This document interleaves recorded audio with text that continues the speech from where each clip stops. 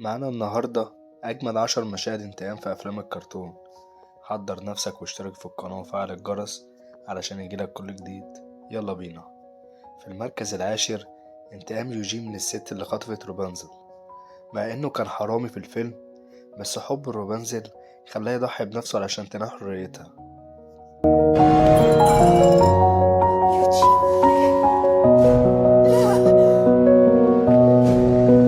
في المركز التاسع، انتقام طرزان من كلينتون. شفنا في الفيلم كلينتون لما كان عايز ياخد الغوريلات وكمان قتل كيشاك، بس في الآخر قدر طرزان ينتقم منه، ولكن هو اللي موت نفسه بالغلط.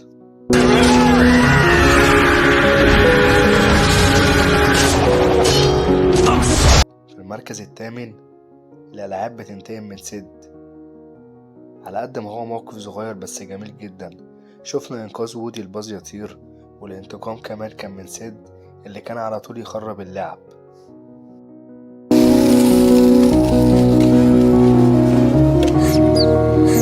المركز السابع، انتقام هركليز من هيدس. كلنا شفنا في هركليز إن هو كان لازم يبقى بطل علشان يطلع لزيس فوق، وفي آخر الفيلم ضحى بنفسه علشان ميجرا وقدر ينقذها في الآخر. This is impossible. You can't be alive. You have to be a god. المركز السادس كان في فيلم الأميرة والضفدع، وقدرت في الآخر تتغلب على الساحر وتنقذ الأمير. I got news for you, Shadow Man. It's not slime. It's mucus. المركز الخامس، فيلم مولان. على قد ما هي بنت وسابت البيت وانضمت في الجيش، إلا وهي قدرت تثبت نفسها وكمان أنقذت الإمبراطور.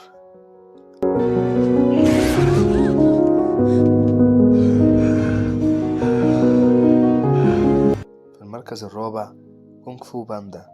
من أجمل المعارك اللي أنا شفتها في حياتي. كلنا عارفين قوة تاي لونج وإن هو هيموت وياخد مخطوطة التنين، إلا وفي الآخر شفنا معركة قوية جدا وقدر بو يغلبه في حركة أسطورية. Didn't teach you that. Nope. I figured it out. Skadoosh.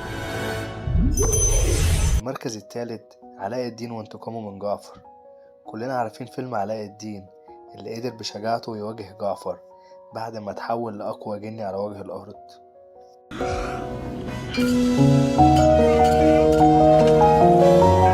في المركز الثاني، بيتر بان وانتقامه من كابتن هوك.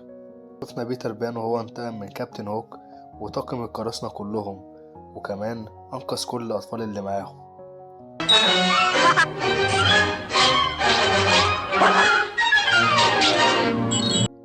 في المركز الأول، أكيد بلا منازع، انتقام سيمبا من عمه سكار بعد ما سكار قتل مفاس أبوه، وإن هو قدر في الآخر يرجع وياخد حق أبوه ويرجع وياخد العرش من تاني.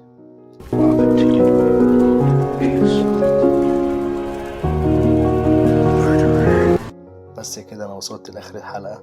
لو عجبك الفيديو دوس لايك واشتراك في القناة علشان يجيلك كل جديد، وقولي رأيك في الكومنتات. سلام.